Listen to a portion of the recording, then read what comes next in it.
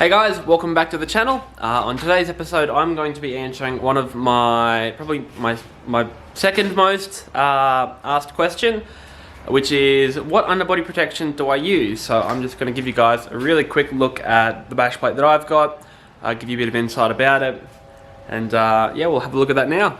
It is an eBay specky job.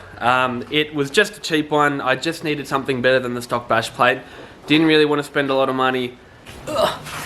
Okay, so that's it here. Now I went with the silver option. It's not very silver, it's pretty mud coated, but obviously has Navarra engraved in the front. It's held in by 3 bolts, 1, 2, 3. Now, one thing to note, we changed these bolt sizes out to a larger size the next step up. Because of the ill fitment, it just felt like there was a lot of pressure on 3 really small bolts, and I wanted to up it a little bit. So as a result, we ended up drilling it out and writing a bigger thread in there. So that's also not even that's a hex head bolt. We just had to change out a battery pack that went dead. Where was I? We had to change out the bolts. So like I said, we put bigger bolts in. I've lost a couple since then. Now the other mounting, and I've also put my mic on. I just realized that I was filming without my mic actually plugged in, so hopefully the audio quality is a little bit better now. So now, as I said, and as you can see, this thing has taken a flogging. There's a heap of mud here. It's just collected. It's lost a fair bit of paint or the powder coat off of the bottom.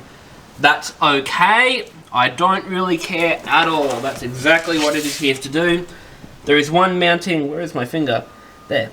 There is one mounting bolt just here. Now that attaches to a cross member, and that just stops it from rattling around on that cross member because it's pretty tight there. Like I said, you've got your 3 bolts up the top here that hold it in. And the last 2 mounting points are a couple of bolts up here on another cross member. So as you can see, one there, one there. Now you actually have to take those bolts off, or actually just take the nuts off and slide it on over the top. So fitment really should have been a lot easier than what it actually was, but because nothing lined up, it was a nightmare. But we got there in the end. So general thoughts on this bash plate. Now I think you can pick them up now for about, I think I got mine for about 180, 190. You can now get these for about 160. Most of the eBay bash plates seem to look the same. You can pick them up starting from about 160 bucks, which is good value for a bash plate, particularly 4mm thick steel. This thing has been, it's been hammered. It has been skull dragged across heaps of shit. Rocks, ruts, it's done exactly what I wanted it to do, and exactly what a bash plate is designed to do. So in terms of how it's performed, it's been great. It's been really, really good. There's no dents in it. It's not bent at all. It's kind of bent itself into shape a little bit. So fitment now, when I'm taking it on and off to clean, is easier because it's kind of bent to the shape of the car a little bit because I've had it on for so long. But the original fitment was garbage. It was crap.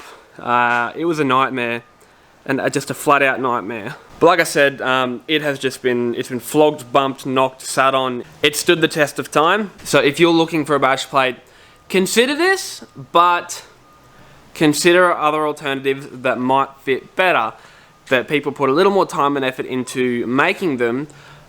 Check out Custom Off-Road bash plates. They do a really nice, and they all look very similar. But they do a really nice bash plate. And also check out Bush Skins 4x4 as well. They do a nice bash plate as well in 2 finishes, black and silver. So like I said, it's been a really good bash plate, but its fitment was a bit shifty. Now the Bush Skins goes for about $250. This went for $180 we bought it for. Like I said, you can now pick them up for about $160. Would they do the same job that this has done? Yeah, and this is a lot cheaper, but if you're not handy on the tools and you don't want to have fitment issues, I'd recommend, and I'm not saying you won't have fitment issues with the others, I'm saying that for more money, you would expect that you wouldn't, and you'd hope that you wouldn't. But so that's about it. Like I said, I just wanted to address this. This is one of my most commonly asked questions, and this is just clearing up what bash plate I have and how I rate it. So, how do I rate it? Out of, I don't know, out of 5 stars, maybe 3.5.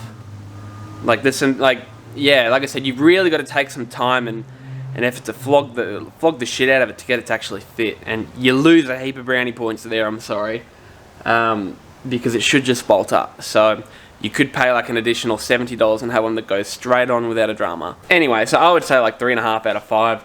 Like I said, yeah, it's been a really good bash plate. Fitment is simple when you get it to line up. It goes on easily enough. It comes off easily enough. It is a good bash plate, but things just didn't line up when we put it on there. And for that reason, I'd say 3 to 3.5 out of 5.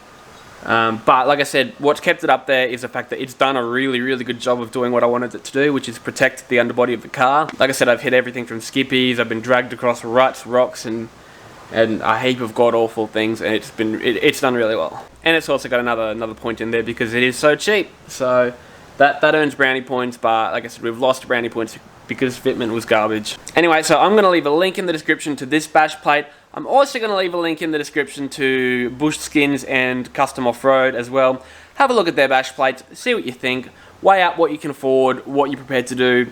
Like I said, be prepared that if you're going to get one of these, you may have some fitting issues, so just be prepared. And just remember, I did warn you. And that's it. So that brings us to the end of the video. Thank you for watching. I will see you guys in the next video. This was just a really quick one that I wanted to get out of the way. So thank you for watching. Follow me on Facebook, Instagram, YouTube. Hit the bell button so you can get a notification every time I post a video. The website is about to launch, so get keen for that. Actually, it has launched. You can visit the website. I'll leave a link in the description below as well. Thanks for watching. See you in the next video.